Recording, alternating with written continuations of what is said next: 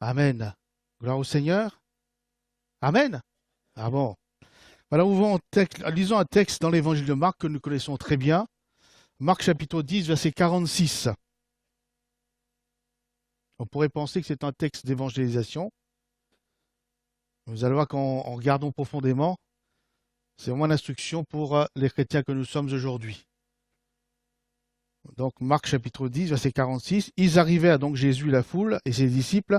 Ils arrivèrent à Jéricho et lorsque Jésus en sortit, avec ses disciples et une assez grande foule, le fils de Timée, Bartimée, mendiant aveugle, était assis au bord du chemin. Il entendit que c'était Jésus de Nazareth et il se mit à crier « Fils de David, Jésus, aie pitié de moi !» Plusieurs le reprenaient pour le faire taire, mais il criait beaucoup plus fort « Fils de David, aie pitié de moi !» Jésus s'arrêta et dit « Appelez-le !» Ils appelèrent l'aveugle en lui disant « Prends courage, lève-toi, il t'appelle !» L'aveugle jeta son manteau et, se levant d'un bond, vint vers Jésus. Jésus, prenant la parole, lui dit « Que veux-tu que je te fasse ?»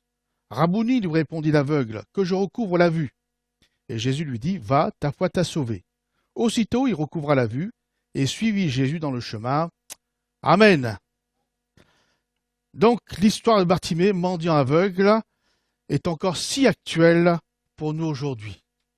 La parole de Dieu est intemporelle, c'est-à-dire qu'elle est toujours d'actualité, que ce soit le siècle dans lequel nous vivons. Alors, qui est ce Bartimée? Bartimée était un juif, par son nom. Donc ça veut dire qu'il faisait partie du peuple d'Israël, du peuple élu de Dieu. Bartimée connaissait les Saintes Écritures et les prophéties concernant Jésus, parce que il va savoir que Jésus était bien le fils de David. Enfin, oui, fils de David, c'est le contraire. Mais tout ça, c'est dans les prophéties. Bartimée s'est prié, puisque lorsque Jésus passe, il va crier sa prière, Jésus, fils de David, aie pitié de moi, et encore, que je recouvre la vue. Donc il s'est prié. Et Bartimée, il a foi en Jésus, puisque Jésus va lui dire, va, ta foi t'a sauvé. Donc il avait la foi en Jésus. Donc à partir de ces quelques éléments, nous pouvons dire que Bartimée était un croyant, un enfant de Dieu, un chrétien comme vous et moi. Vous êtes d'accord là-dessus? Donc c'est un chrétien, donc il a la foi, il s'est prié, il connaît les Écritures, il fait partie du peuple de Dieu, donc Bartimée pourrait être un de nous ce matin. Notre frère Bartimée, on peut puisqu'on l'appelait comme ça, mendiant aveugle, a été guéri par Jésus. Et moi, je peux dire que Jésus, non seulement Jésus guérit les aveugles physiques, mais aussi Jésus guérit les aveugles spirituels. Amen. Ah oui, donc bon, ce matin, on voit à peu près bien, mais peut-être que spirituellement parlant, nous avons les yeux fermés. Donc, du point de vue spirituel, notre frère Bartimée, mendiant aveugle, représente le chrétien aveugle des yeux spirituels, qui se cogne à tous les obstacles de l'existence et tombe dans les pièges de la vie. Mettons-nous dans la peau d'un aveugle juste quelques instants et vaquons à nos occupations. Vous allez trouver que c'est difficile de vivre dans le noir, à vivre simplement. Eh bien, mes frères et mes sœurs, spirituellement, c'est la même chose. En tant que chrétien, ça doit être difficile de vivre sans voir les manifestations de Dieu dans sa vie de tous les jours. Ça doit être compliqué. Jésus a parlé de ce problème dans l'Apocalypse, chapitre 3, verset 17. Donc, ce problème existait déjà.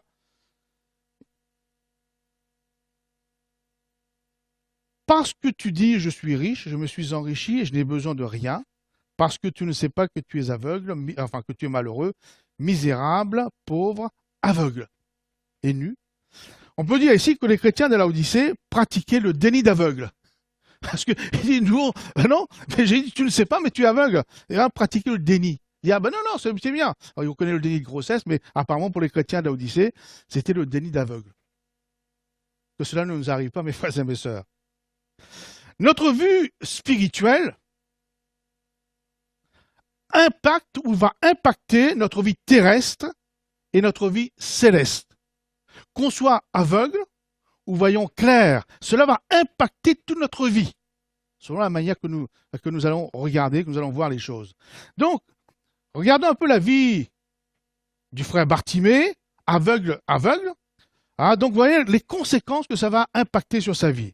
Je dis que Bartimée était assis sur le chemin. Il est bien l'image du chrétien aveugle spirituel qui, à force de se cogner dans son obscurité, par son aveuglement spirituel, ne sait plus où il va, ne sait plus où il est. Il a cédé au découragement. Il a cessé d'avancer, si je dois dire. Il est assis, donc il a cessé d'avancer. Il est arrêté et n'attend plus rien de lui-même. Mais il attend tout des autres, puisqu'il mendie. Il attend des autres. Il attend, si on peut dire aujourd'hui, il attend de l'église, il attend des frères et des sœurs, il attend du pasteur. Il mendie. On devient un chrétien qui mendie. On devient un mendiant aveugle. Un mendie Bartimée, aveugle, mendiant aveugle. Et le chrétien aveugle, spirituel, avance sans but, parce qu'il ne voit pas. Il avance sans savoir où il va. Il ne va pas plus loin que le bout de ses bras, puisque normalement on marche à tâtons, ou le bout de sa canne, et puis aujourd'hui, le bout de la laisse de son chien d'aveugle. Le chien il tire, etc. Bartimée est assis sur le chemin à la sortie de la ville de Jéricho. Et à la sortie du chemin de la ville de Jéricho, ce chemin est en direction de la ville de Jérusalem, la ville de paix, la ville où le temple de Dieu se trouvait, la ville où on venait rencontrer Dieu, etc. Mais il n'est pas tout à fait dans la ville de Jéricho, il est à la sortie, et toujours en direction de Jérusalem. Il y a peut-être encore un petit quelque chose pour Dieu, un petit quelque chose, un souvenir lointain pour la maison de Dieu, pour le temple de Dieu, la présence de Dieu, mais il n'est pas tout à fait dans... Vous voyez, il est entre deux mondes. Il est entre deux. Pas tout à fait dans le monde, mais pas tout à fait avec Dieu. Entre deux mondes, donc voilà la situation de Bartimée, mais du chrétien aveugle spirituel. Je dis encore que le frère Bartimée, mendiant aveugle, assis à la porte de Jéricho. Et vous savez que Jéricho a une grande signification dans la parole de Dieu. Dans le livre de l'Exode, Jéricho a été la première ville qui a fait obstacle, qui a fait barrière au peuple d'Israël qui devait entrer dans la terre promise. Et cette ville a toujours gardé cette image et cette réputation d'être éloignée ou d'être opposée à la volonté de Dieu. On peut dire que Bartimée, dans une certaine mesure, aveugle qu'il était, ou le chrétien aveugle, dans une certaine mesure, est éloigné ou opposé à la volonté de Dieu, au but de Dieu. Il n'est pas dans le projet de Dieu, il n'est pas dans le but de Dieu. Voilà un peu les conséquences que ça va amener sur la vie de Bartimée ou sur la vie du chrétien aveugle spirituellement parlant. On va parler d'exemples. On va avoir d'exemples dans la parole de Dieu. Il y a formé d'exemples, j'en ai pris 4. Si je n'ai pas le temps, je ne ferai que 3. Et pour vous dire que voilà, il y a une différence entre les yeux ouverts sur les choses de Dieu, les choses spirituelles, tout en bien sûr en ayant les yeux ouverts sur les choses de la terre. Pas question de dire je vis que dans le ciel, ça c'est pas vrai. Il faut être aussi pratique. L'exemple de Lot que nous connaissons tous. Genèse chapitre 13, verset 10. Genèse chapitre 13, verset 10.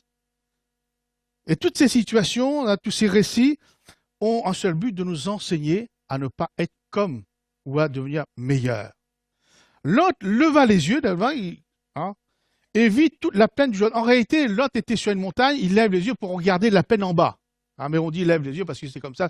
Mais sinon, voilà, il est sur une montagne et il lève les yeux mais tout en regardant en bas de la plaine, puisque la montagne est pleine. Donc Lot leva les yeux et vit toute la plaine du Jourdain qui était entièrement arrosée. Avant que l'Éternel eût détruit Sodome et Gomorrhe, c'était jusqu'à Tsoar, comme un jardin de l'Éternel, comme le pays d'Égypte. Lot choisit pour lui toute la plaine du Jourdain et il s'avança vers l'Orient. C'est ainsi qu'ils se séparèrent l'un de l'autre d'Abraham. Abraham habita dans le pays de Canaan et Lot habita dans les villes de la plaine et dressa ses tentes jusqu'à Sodome. Les gens de Sodome étaient méchants et de grands pécheurs contre l'Éternel. Amen. Lot avait une très très bonne vision avec les yeux de la chair. Il avait bien vu la qualité de la terre, des pâturages de Sodome, ou de la plaine à côté de Sodome. Il dit que c'est comme un jardin de l'Éternel et aussi comme le pays d'Égypte. Et il a bien vu que cela allait lui rapporter la richesse, l'abondance, l'honneur. Mais à côté de ça, c'était un aveugle spirituel, ce Lot. Parce que la Bible dit que les gens de Sodome étaient de grands pécheurs. Mais lui, il n'a pas vu ça. Il avait les yeux fermés. Aveugle, spirituellement aveugle. Il n'a pas vu cela. Il n'a pas vu que c'était des gens méchants, de grands pécheurs contre Dieu, que ça allait impacter sa vie. sa vie familiale, sa position sociale, ses richesses, sa joie et sa paix.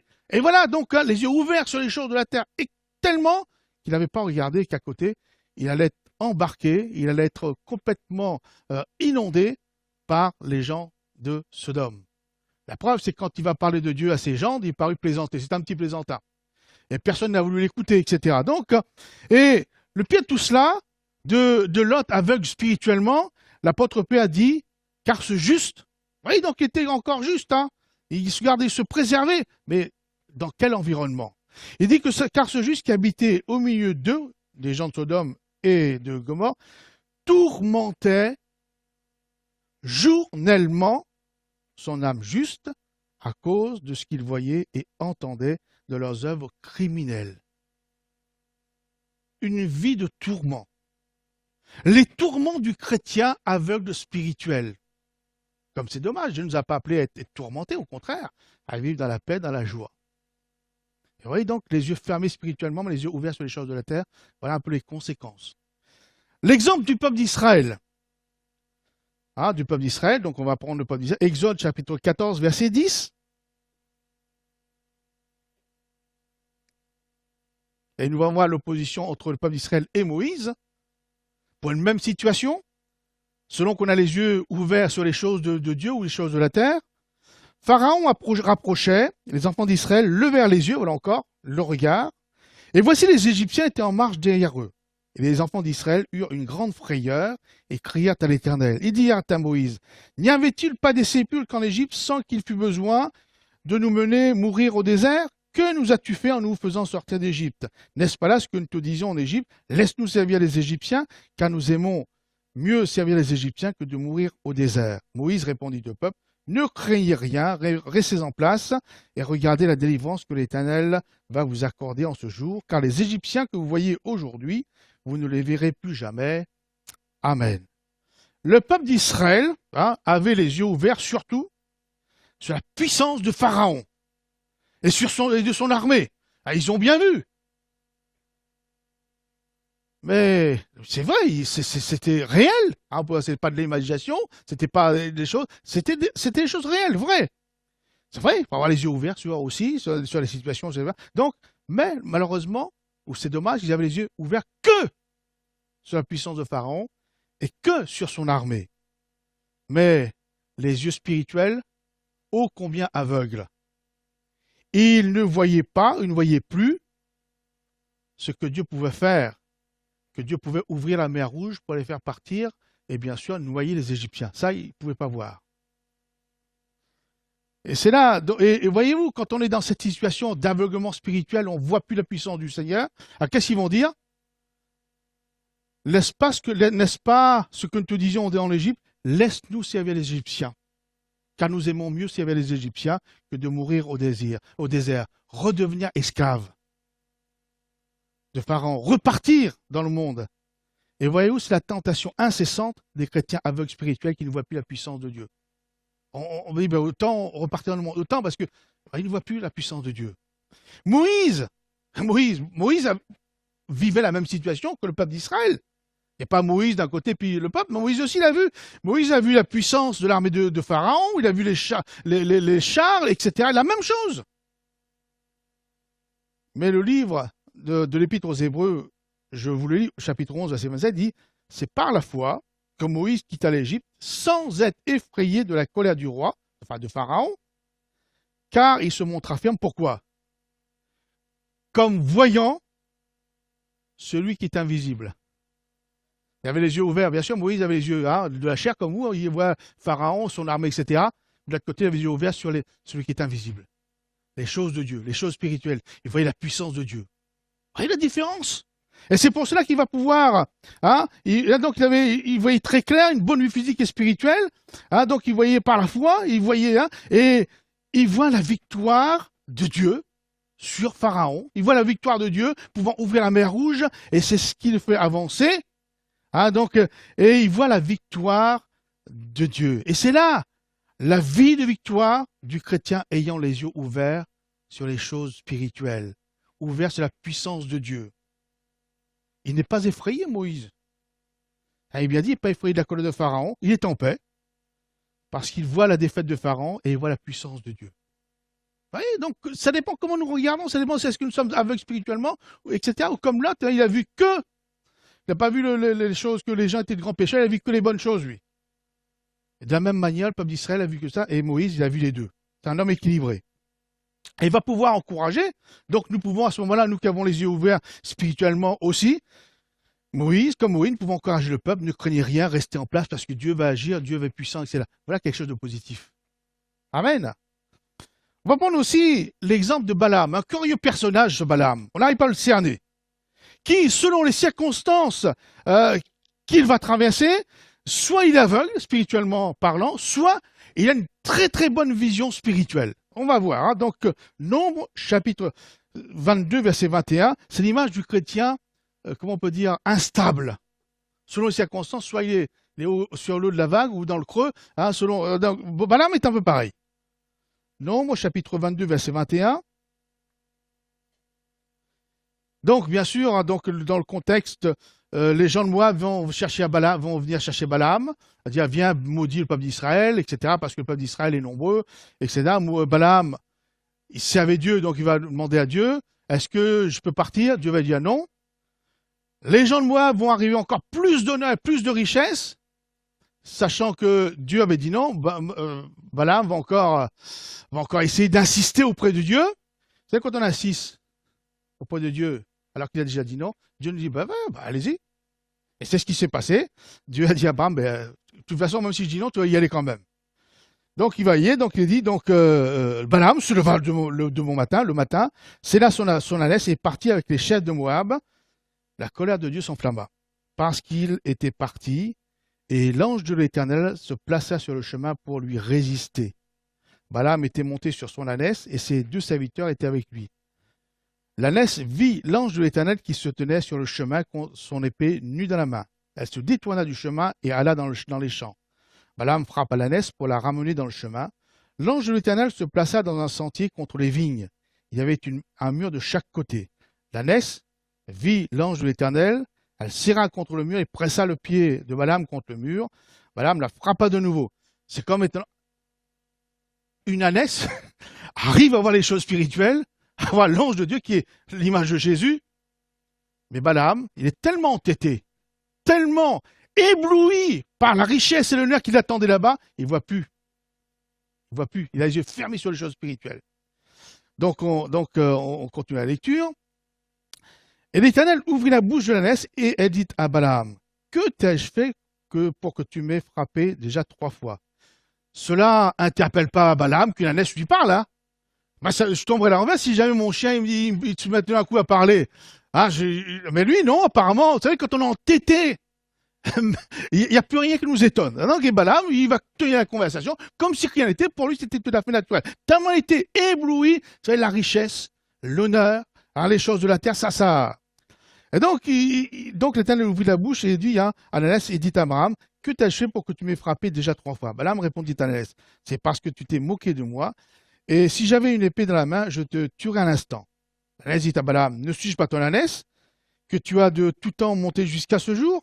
Ai-je l'habitude de te faire ainsi? Et il répondit non. L'Éternel ouvrit les yeux de Balaam, et Balaam vit l'ange de l'Éternel qui se tenait sur le chemin, son épée nue dans la main, et s'inclina et se prosterna sur son visage. L'ange de l'Éternel lui dit, pourquoi as-tu frappé ton ânesse déjà 3 fois? Voici, je suis sorti pour te résister, car c'est un chemin de perdition qui est devant toi. L'ânesse m'a vu, elle s'est détournée devant moi déjà 3 fois, et si elle ne se fût pas détournée de moi, je t'aurais même tué, et je lui aurais laissé la vie. Balaam dit à l'ange de l'Éternel, j'ai péché, car je ne savais pas que tu fusses placé au-devant de moi sur le chemin. Et maintenant, si tu me désapprouves, ben si, je te désapprouve, mais là, si. Enfin, il est complètement, hein. Je m'en retournerai. L'ange de l'Éternel dit à Balaam, va avec ces hommes, mais tu ne feras que répéter les paroles que je te dirai. Et Balaam alla avec les chefs de Balak. Amen. Voyez-vous ce Balaam, curieux personnage, hein, devenu aveugle spirituellement, alors qu'un ange, n'importe qui, etc.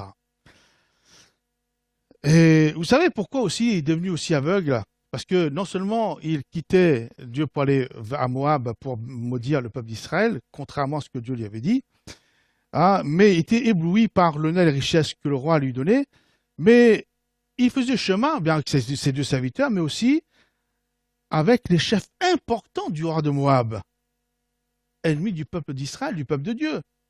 Hein, donc tout ça, ça faisait, bien sûr, ça sur le chemin, etc. Il était à Balaam, bien sûr, il discutait, il faisait la conversation, rendez-vous compte, c'est quel honneur, les chefs importants faisaient route avec lui. Vous savez, je pense tout de suite au président de la République avec des CRS, des voitures de machin devant, derrière.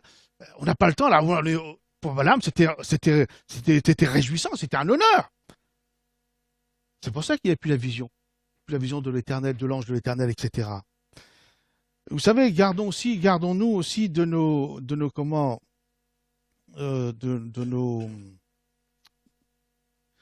qui nous fréquentons.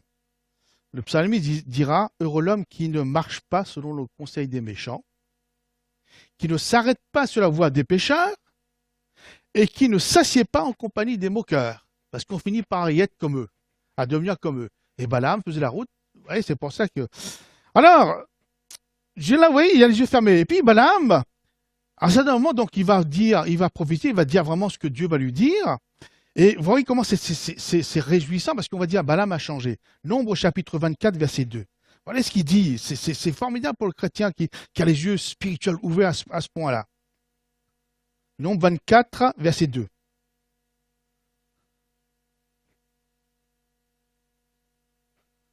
Balaam leva les yeux et vit Israël camper selon ses tribus. Alors l'Esprit de Dieu fut sur lui. Balaam prononça sa prophétie, son oracle, et dit, parole de Balaam, fils de Béor, parole de l'homme qui a l'œil ouvert. L'œil ouvert, il a plus les yeux fermés sur les richesses. Parole de celui qui entend les paroles de Dieu, de celui qui voit la vision du Tout-Puissant. Ah, maintenant il voit la vision du Tout-Puissant.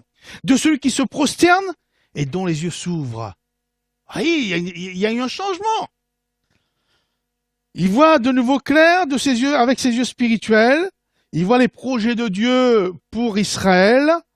Malheureusement, ça ne durera pas, puisque la richesse et l'honneur, comme la prophétie ce matin, ça. Et les richesses vont l'aveugler de nouveau sur les choses spirituelles, puisque la parole de Dieu nous apprend que une fois ces prophéties terminées, il va donner de mauvais conseils, enfin de bons conseils pour Moab, mais de mauvais conseils pour Israël. Il a donné au conseil de Moab en disant, les jeunes femmes que vous avez, envoyez-les vers les hommes du peuple d'Israël qui couchent ensemble, et comme ça les femmes de Moab vont les amener à quitter l'Éternel. Voilà le conseil qu'il va donner. Et quand le peuple d'Israël va se relever de ça, par Phiné, qui va tuer une femme avec son épée par le bas-ventre, etc. Donc le peuple d'Israël va se relever de ça, et ils vont détruire le peuple de Moab. Et parmi le peuple de Moab, il y avait qui? Balaam. On va juste lire la fin du verset. Donc, Nombre, attendez que je regarde, retrouve. Nombre chapitre 31, verset...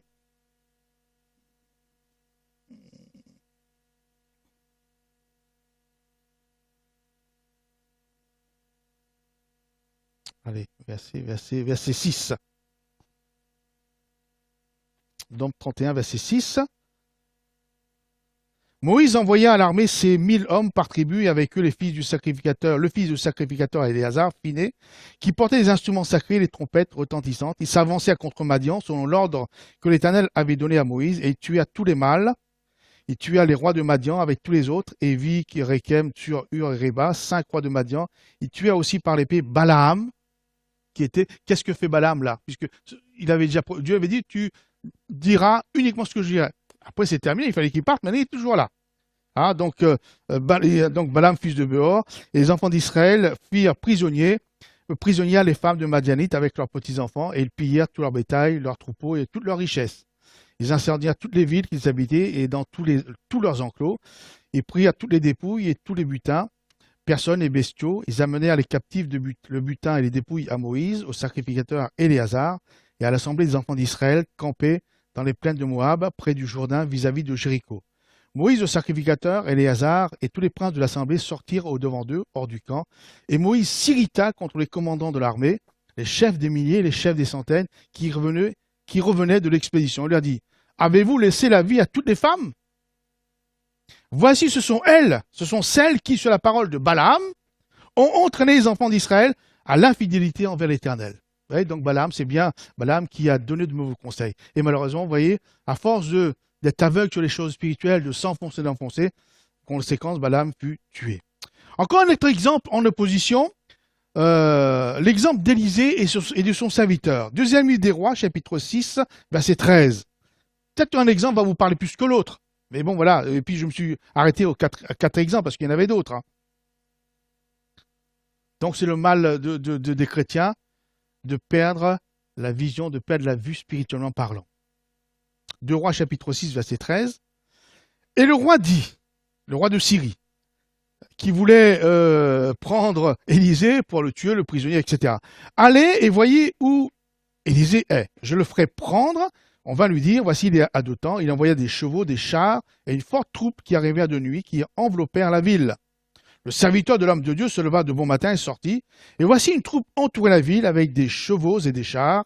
Et le serviteur dit à l'homme de Dieu, « Ah, mon Seigneur, comment ferons-nous » Il répondit, « Ne crains point, car ceux qui sont avec nous sont en plus grand nombre que ceux qui sont avec eux. » Élisée pria et dit, « L'Éternel ouvre ses yeux pour qu'il voie, et l'Éternel ouvre les yeux du serviteur qui vit la montagne pleine de chevaux et de chars de feu autour d'Élisée. Amen. » Le serviteur d'Élisée, le stagiaire, il a bien vu la puissance de l'armée de Syrie. Il ne voit que ça d'ailleurs, parce que spirituellement aveugle. Alors, en voyant ça, il se lamente. Il a peur. C'est l'angoisse. Ce sont les cris. Et quelquefois, on essaye même de vivre avec, ou en se cachant. La vie du chrétien spirituellement aveugle, devant les problèmes et difficultés. Hein. On se lamente, c'est la peur, c'est l'angoisse, ce sont les cris. Et là, on essaye de vivre, de faire avec, on se cache, etc. Élisée, l'homme de Dieu. Il a bien vu, comme son serviteur, la puissance de l'armée syrienne. Il a les yeux charnels, les yeux de la terre, ouverts aussi. Et là, il n'est pas déséquilibré de dire je vois rien. Non, si, il voit. Mais il voit aussi et surtout la multitude de chevaux et de chars de feu de Dieu autour de lui. Et c'est ça qui est intéressant. Avoir les choses ouvertes sur la puissance de Dieu. Sur ce que Dieu peut faire, sur ce que Dieu va faire. Est-ce que vous comprenez, mes frères et mes sœurs? Il n'est pas question de dire je zappe, je vois rien du tout, je ne vois pas mes problèmes. Non! On peut les voir, il faut les voir, on est sur la terre, on les voit. Mais il faut aussi avoir les yeux ouverts sur les choses de Dieu, sur la puissance de Dieu, sur la capacité de Dieu. Et donc, voyez-vous, donc, la différence entre ce qu'Élisée, il est capable de voir celui qui est invisible.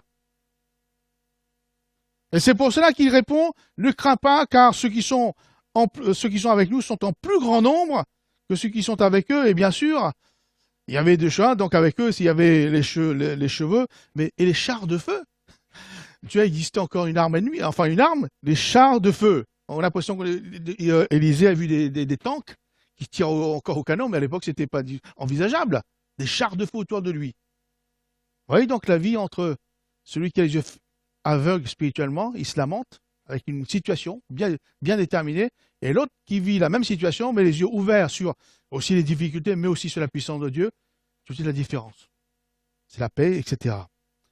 Alors je me suis posé la question, mais comment devient-on un aveugle spirituel? Puisque normalement, lorsque nous nous convertissons, nous avons la vision de Jésus. Dieu se révèle à nous par Jésus. D'ailleurs, Jésus dit, celui qui me suit ne marchera pas dans les ténèbres, mais il aura la lumière de la vie. Oui ou non? Alors, mais j'ai dit, mais donc il y a eu un moment, c'est pas un microbe qu'on attrape comme ça, c'est pas un virus. Mais la Bible nous dit comment le chrétien peut devenir aveugle spirituellement. Devenir aveugle spirituel peut résulter d'une conversion incomplète. C'est bien une conversion incomplète. C'est-à-dire qu'on n'est pas tout à fait converti, on est en chemin, mais voilà. Marc chapitre 8, verset 22.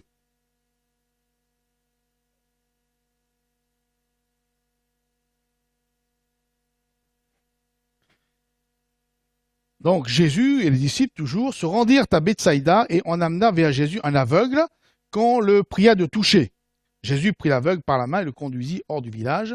Puis il lui mit de la salive sur les yeux, il lui imposa les mains et lui demanda s'il voyait quelque chose. Cet homme, l'aveugle, regardait et dit « J'aperçois des hommes, mais j'en vois comme des arbres et qui marchent. Il faut dire qu'il était à moitié guéri, mais toujours à moitié aveugle. Parce que voir des hommes comme des arbres qui marchent, c'est pas possible. Et donc, quelquefois, on est à moitié convaincu, on n'est pas tout à fait converti. On est en chemin, mais voilà, donc c'est pas tout à fait, on n'a pas tout à fait les yeux ouverts. Mais Jésus va continuer le travail. Jésus lui mit de nouveau les mains sur les yeux et quand l'aveugle regarda fixement, il fut guéri et vit tout distinctement. Amen. Conversion incomplète. On n'a pas continué à creuser sur le pardon de nos péchés, la rédemption, la régénération. Alors on est entre les deux. Alors, on voit des choses bizarres, on voit, etc. On va dire à quelqu'un, me dira, mais on voit déjà au moins quelque chose. C'est vrai. Mais ça peut, si on voit quelque chose pour nous faire peur, pour nous détruire, c'est pas la peine de voir. Hein, autant être comme l'autruche qui met la tête dans le sable pour pas voir. Une autre cause aussi, de devenir aveugle, d'avoir ce virus, de devenir aveugle spirituellement, c'est s'entretenir toujours et encore des choses négatives. Des projets personnels qui ne se réalisent ou qui ne se sont pas réalisés. C'est arrivé aux deux disciples d'Emmaüs. Vous vous souvenez des deux disciples d'Emmaüs? Ils pensaient que Jésus allait venir et puis détruire les Romains, établir le royaume sur la terre, Jésus comme roi, etc. Mais Jésus n'a jamais dit ça. Alors, donc, lorsque Jésus va être arrêté, mis sur la croix, crucifié, puis enterré, ah ben là, c'est leur rêve, leur espoir, ça va assez bien. Et puis, ils vont, là, pendant le chemin, ils vont quitter Jérusalem pour aller chez eux, ils vont ne parler que de ça. Hein, des choses négatives, etc., etc., etc. On va lire Luc 24, 13.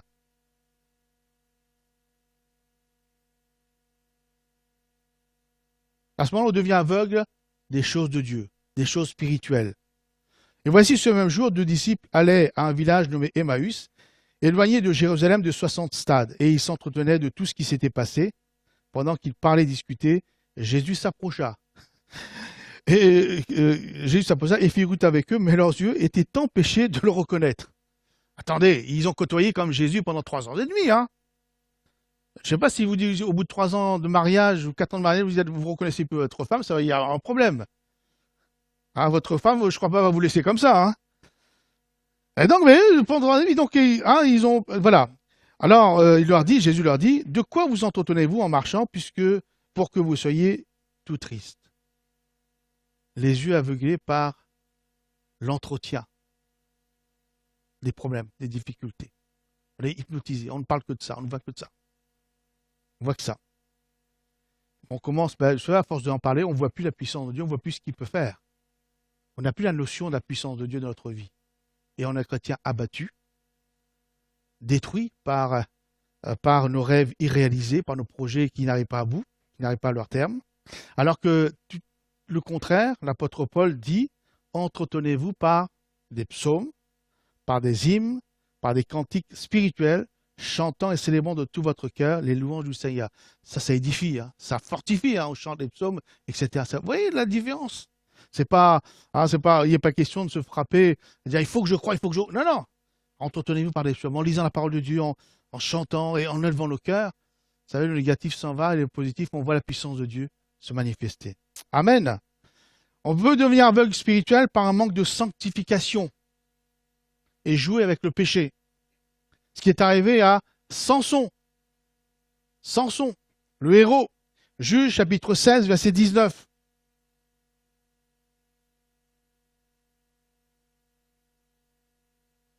Juge chapitre 16, verset 19. 16.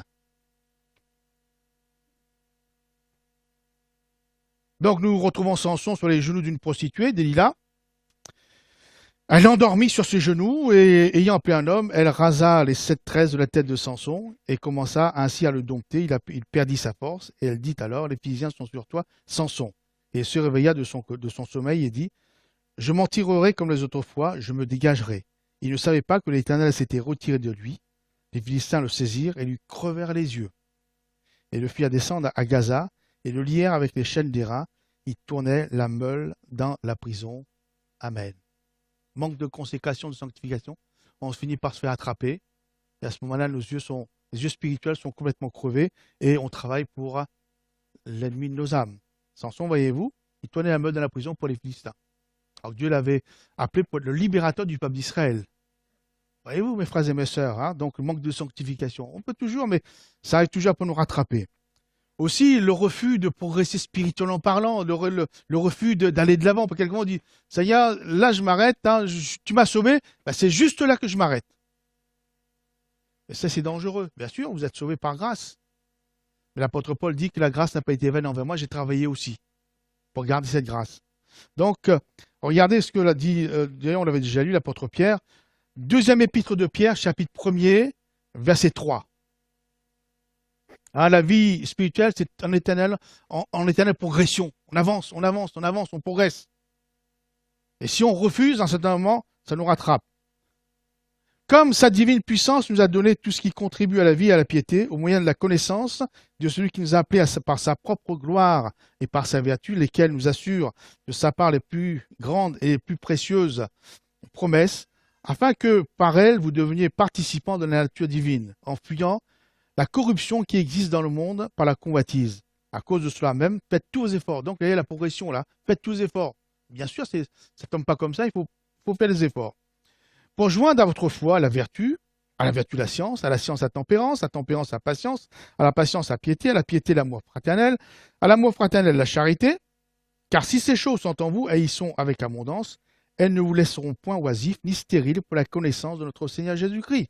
Mais celui en qui ces choses ne sont point, parce qu'on refuse d'avancer, on refuse d'aller de l'avant, on refuse de devenir meilleur, on refuse de progresser, on est bien comme on est, il dit, celui en qui ces choses ne sont point, est aveugle, spirituellement, hein, c'est pas physiquement, spirituellement, il ne voit point, il ne voit pas de loin. Et il a mis en oubli la purification de ses anciens péchés. Amen. Devient aveugle comme ça, c'est pas, d'un coup ça nous tombe dessus, non, c'est. Et puis aussi, ce que en fouillant, j'ai trouvé aussi l'absence de l'amour fraternel. 1 Jean, chapitre 2, verset 11. 1 Jean, premier épître de Jean, chapitre 2, verset 11.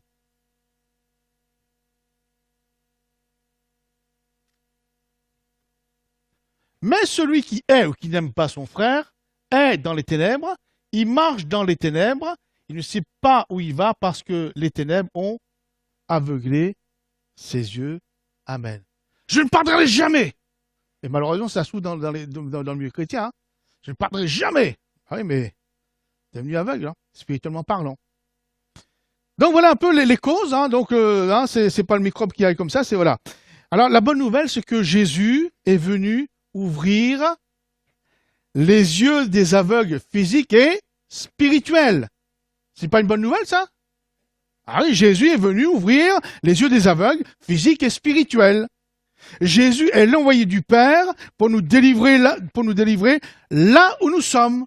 Parce que Jésus est venu là où était Bartimée, à la porte de la ville de Jéricho. Il s'est mis à la portée de Bartimée qui était aveugle. Comme pour nous ce matin, il est présent par son Saint-Esprit. Amen. Ah, donc Jésus est là par son esprit. Il s'est mis à notre portée. Il s'est mis à côté de nous, il est disponible.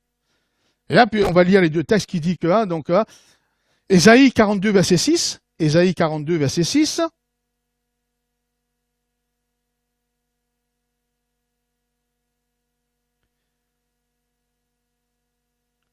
Moi, l'Éternel, donc en parlant de Jésus, hein, je t'ai appelé pour le salut, et je te prendrai par la main, je te garderai, je t'établirai pour traiter alliance avec le peuple, pour être la lumière des nations, pour ouvrir les yeux des aveugles, pour faire sortir de prison les captifs et de leur cachot ceux qui habitent dans les ténèbres. C'est bien la condition des aveugles, habiter dans les ténèbres et être captifs. Donc Dieu a appelé Jésus pour cela, pour cette mission. Et Jésus, lorsqu'il va arriver sur la terre, en Palestine, Luc 4, 18, il va confirmer sa mission que Dieu lui a donnée. Luc 4, 18, 4, verset 18.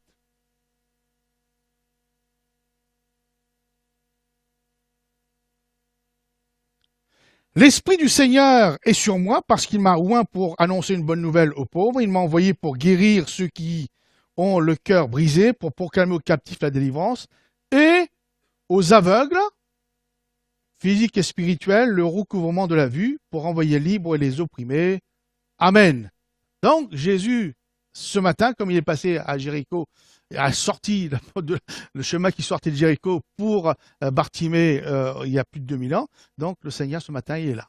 Il est venu d'ailleurs quitter son ciel de gloire autrefois, donc, mais il est là, présent par son esprit, pour nous guérir de notre cécité spirituelle si nous sommes aveugles. Mais attention de dire que je ne suis pas aveugle, comme l'église de l'Odyssée, les chrétiens, un déni d'aveugle, non, alors que Jésus dit, mais si, tu sais pas, mais tu es. Il dit, non, non, on n'est pas aveugle. Voilà. Vaut mieux avouer quelque chose qu'on n'a pas que dénigrer, enfin, avoir le déni. Donc, puisque Jésus est là, nous sommes dans la présence de Jésus, on va voir ce que Bartimée, dans la présence de Jésus, a fait pour recevoir la guérison. Et nous, on n'a qu'à suivre l'exemple de Bartimée. Bartimée a commencé par prier. C'est facile, hein, prier, mais sans tenir compte de la vie des autres. Parce que vous savez, quand il a commencé à crier « Jésus, fils de David, aie pitié de moi », etc., on a voulu le faire taire, parce qu'il dérangeait. Donc, il a commencé par prier sans tenir compte des avis des uns et des autres. Jésus entend la prière, Jésus l'entend, parce que Jésus entend nos prières, même les plus secrètes, l'appelle, et c'est ce que Jésus a fait, on peut dire, par la parole de Dieu ce matin. Par sa parole, hein, donc Jésus l'entend, il appelle. Et Jésus entend, il appelle. Alors, ce que Bartimée fait ensuite est très important. C'est très important ce que Bartimée va faire ensuite. Au verset 50, il nous dit que, donc je reviens maintenant à l'évangile, donc au verset 50, il dit, Bartimée l'aveugle jeta son manteau. Alors je dis, mais pourquoi il fait ça, ce Bartimée? Il dit, mais pourtant, c'est là le point capital de notre récit. Sans cela, aucun miracle ne sera possible. Il dit que, donc, Bartimée jeta son manteau. Jeter son manteau. Qu'est-ce que cela peut bien dire pour nous ce matin? C'est vrai que vous avez laissé votre manteau en dehors parce qu'il fait très chaud là-dedans. Heureusement, vaut mieux ça que le contraire. Jeter son manteau, qu'est-ce que ça veut dire pour nous?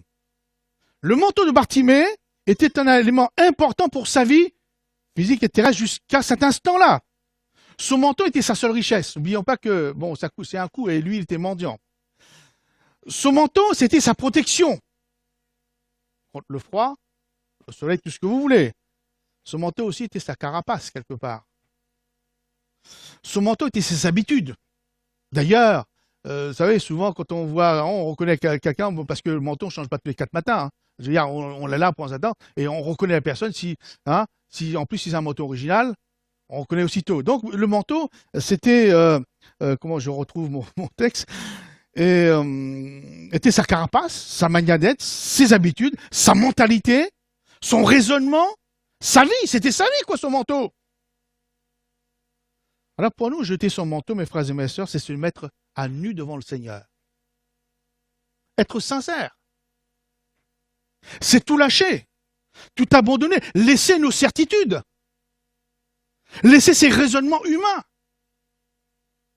laisser sa mentalité, laisser son blocage, laisser son assurance, laisser ses habitudes de faire, laisser ses croyances. Un peu comme Naaman, lorsqu'il vient pour être guéri de son cancer, de sa lèpre, lui il avait pensé que le prophète allait sortir, faire des, etc., etc. Et lorsque le prophète lui dit, mais va te laver dans le bassin 7 fois, etc., il ne voulait rien savoir. Et un peu plus, il repartait avec sa maladie. Et quelquefois, nous restons sur notre position. Oui, Seigneur, tu me guéris, alors tu le pries, mais moi, je reste dans ma position. Alors, jetez son manteau ce matin, mes frères et mes sœurs. Laissons nos certitudes, nos raisonnements, laissons notre mentalité, notre blocage, nos habitudes, nos croyances, notre manière de faire, notre manière de raisonner. Laissons tout cela au Seigneur. Sans cela, la guérison n'est pas possible. Et là où le bas blesse, dans le milieu chrétien, c'est ça. On croit toujours tout savoir, on croit qu'on est arrivé, on croit que ci, on croit que ça. Mais je dis, sans cela, la guérison n'était pas possible. Donc, s'étant débarrassé de son manteau, Bartimée peut alors se lever d'un bond. Cette expression, Se lever est très fort de l'évangile. Il peut être traduit par ressusciter. L'impression qu'il a jeté son manteau, Bartimée ressuscite. Ressuscite. Il y a la vie qui revient. Dès l'instant où Bartimée laisse son manteau, donc il ressuscite spirituellement. Il recouvre la vue. Et lorsqu'il va recouvrir la vue, qu'est-ce qu'il va faire? Il va voir Jésus. Il va voir, c'est ça la première personne, il va voir Jésus. Il va voir Jésus. Alors donc il va ressusciter spirituellement, il va recouvrir la vue, il verra Jésus, et il suivra Jésus où? À Jérusalem, parce que Jésus se dirigeait vers Jérusalem, où il allait être quelque temps après, arrêté, crucifié, etc. Il va suivre Jésus à Jérusalem. Il va laisser la porte de la ville de Jéricho pour aller à Jérusalem, la ville de paix, la ville de Dieu, là où il y a le temple, la maison de Dieu. Et voyez-vous un peu ce que Dieu a fait, ce que Jésus a fait par grâce. Et Dieu nous donne la possibilité ce matin de vivre l'expérience de Bartimée, mais aussi l'expérience de Job. Job dit, d'ailleurs, on se retrouve un peu comme lui, mon oreille avait entendu parler de toi. C'est vrai, on entend tout le temps parler de Dieu, on entend, et même dans les prédications, etc. Et même Dieu avait intervenu dans sa vie, mais il dit, maintenant mon œil te voit. C'est tout à fait différent. Entendre, mais voir. Donc Job, puisse Dieu nous donner par Jésus de passer par ces expériences, mon oreille avait entendu parler de toi, Seigneur, mais maintenant mon œil t'a vu, mon œil te voit. Et avec ça, je peux maintenant voir non seulement les choses de la terre, avec mes yeux terrestres, mais aussi voir les choses d'en haut. Pour me détourner des pièges, pour éviter que je me cogne à tous les obstacles de la vie, pour éviter que je tombe dans les pièges de l'ennemi, etc. Voilà, normalement, le chrétien spirituel, il a les yeux ouverts, physiques, mais aussi spirituels. Que le Seigneur nous bénisse, que le Seigneur, et Jésus a dit, toujours à l'église de la Odyssée, achète de moi le collier pour oindre tes yeux, parce qu'ils étaient aveugles. Mais ce matin, nous n'avons rien besoin d'acheter, puisque le Seigneur a payé le prix. Et si nous pouvions vraiment nous laisser ce manteau, toute cette carapace qui nous empêche, qui alourdisse. Bien sûr, il y a notre, comment on peut dire, j'allais dire, notre amour propre, notre orgueil. Vous savez, quelquefois, vous mieux le perdre pour hériter de la vie éternelle, pour hériter des grâces de Dieu, que rester toujours. Vous savez, je ne veux pas revenir sur la prédication, quand on voit comment le peuple d'Israël, qui ne voyait que la puissance de Pharaon, quand nous voyons le serviteur d'Élysée qui vivait dans la crainte, etc., etc., etc., ben, je préfère 100 000 fois avoir les yeux spirituels ouverts et suivre le Seigneur en paix, dans la joie, dans la grâce, sachant que sa puissance me garde et me dirige. Amen. Seigneur, bénis ta parole. Seigneur, fais en sorte que nous ne repartions pas. Seigneur, à notre maison, à notre place. Seigneur, là, comme nous étions, comme nous sommes venus ce matin. Ouvre nos yeux, nous voulons voir Jésus. Seigneur, ça a été la prière de quelques Grecs qui sont venus voir tes disciples pour dire, nous voulons voir Jésus. Seigneur, ce matin, nous voulons avoir les yeux ouverts sur les choses de Dieu. Seigneur, nous avons assez de vivre avec nos yeux terrestres. Seigneur, croyant que les choses de la terre pouvaient être quelque chose pour nous. Mais Seigneur, nous avons tout à gagner lorsque nous misons sur ta puissance, sur le spirituel. Seigneur, toi tu connais, tu vois toutes choses. Seigneur, et c'est vrai, ton but, c'est que nous soyons sauvés. C'est que nous parvenions jusqu'à la fin, Seigneur, au but, c'est-à-dire dans ton ciel de gloire. Seigneur, bénis ton peuple ce matin. Accorde-lui la grâce de voir à nouveau. Amen.